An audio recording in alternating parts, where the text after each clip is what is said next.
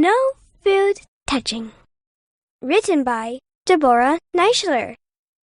Illustrated by Noel Peralta. Designed by Veronica Ferrer. Isaac won't eat if any of his food is touching. He inspects every plate. His peas can't touch his potatoes. His chicken can't touch his carrots. If his food were ever to touch, horrible things would happen. His peas and potatoes would start a war, an epic battle between peas and potatoes. His chicken would stop talking to his carrots, and the carrots would refuse to get out of bed in the morning. It would be horrible. But wait, what's this? A cherry touching whipped cream, touching peanuts, touching hot fudge, touching chocolate chips, touching ice cream? Isn't it horrible? No, it's delicious.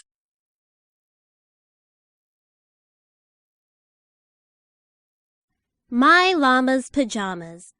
Written by Dimitri Jackson. Illustrated by Lovely Kukreja.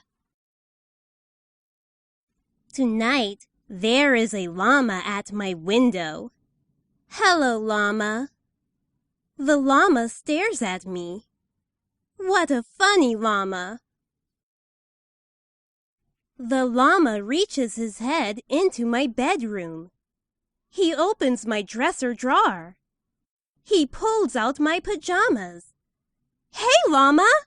Those are my pajamas! The llama stares at me. He turns around and walks away. What a funny llama! The next night, the llama is back. Hello, llama. The llama stares at me. He is wearing my pajamas. What a funny llama! He reaches his head into my window. He grabs my teddy bear. Hey, llama, that is my bear! The llama stares at me. He turns around and walks away. What a funny llama! The next night, the llama is back. He is wearing my pajamas. He has my teddy bear. And he is in my bed. Hey, llama! That is my bed! The llama stares at me. What a funny llama! In the morning, I go downstairs for breakfast. There is the llama. He is wearing my pajamas, holding my teddy bear, and eating my cereal. Hey, llama! That is my breakfast! The llama stares at me. Now I am mad. Okay, llama. You took my pajamas. You took my teddy bear. You took my bed. Now you are eating my breakfast. You are a bad llama. I do not want to see you again. The llama looks sad. He gets up from the table and slowly walks away. That night, the llama does not come back. He does not come back the next night either. For a whole week he does not come back. I miss that funny llama. Then, one night, the llama comes back to my window. Hello, llama. The llama stares at me. He reaches his head into my window. He gives me back my teddy bear. He is still wearing my pajamas.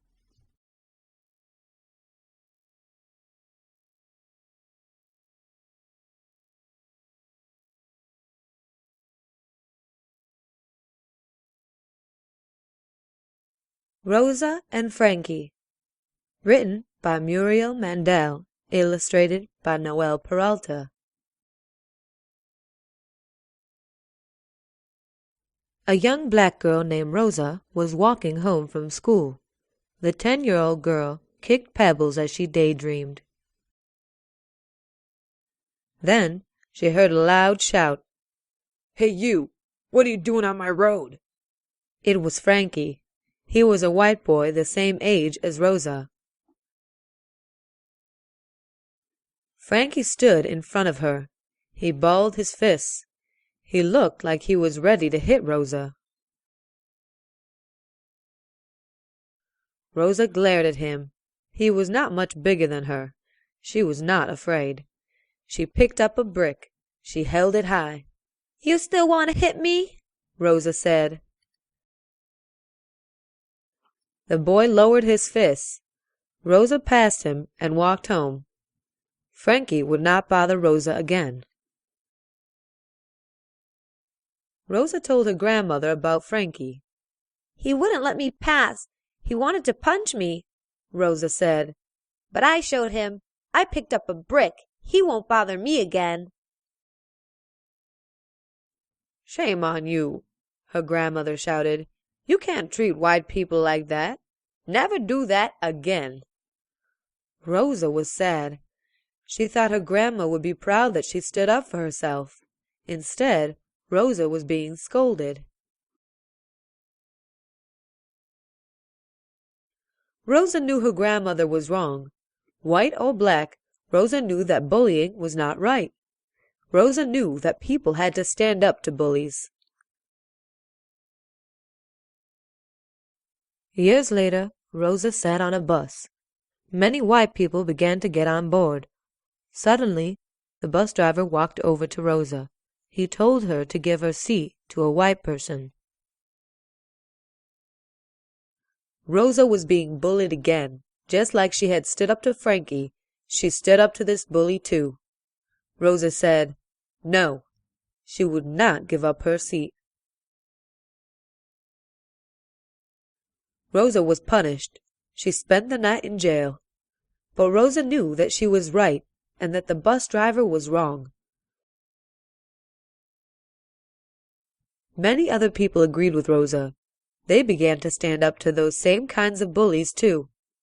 Rosa was right to stand up for herself. She showed people how to be brave. Rosa Parks' courage changed our country. When she stood up to Frankie and the bus driver, she did not just stand up for herself. Rosa Parks stood up for all of us.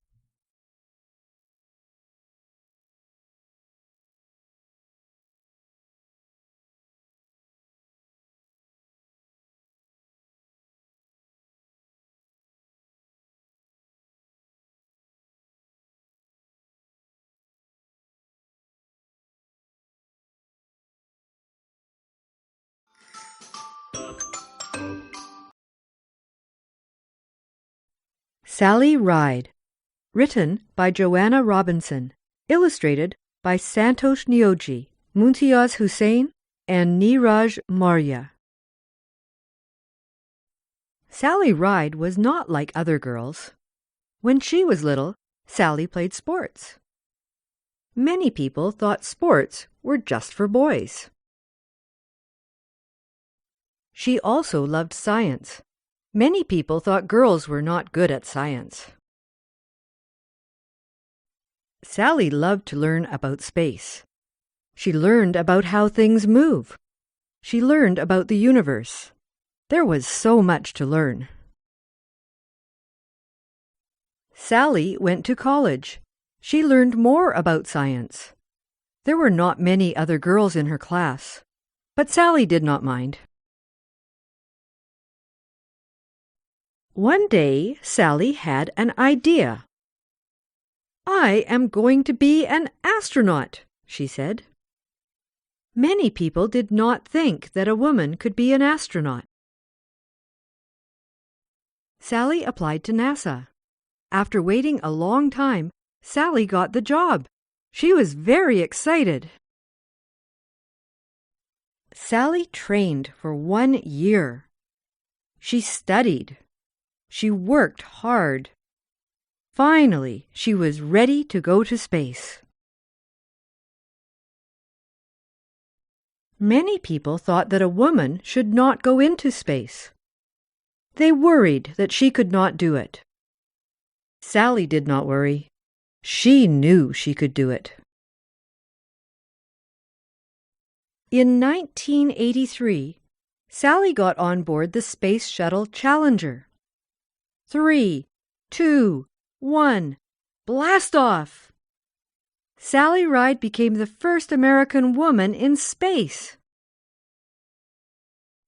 Sally Ride believed in herself. She knew that she could do whatever she put her mind to.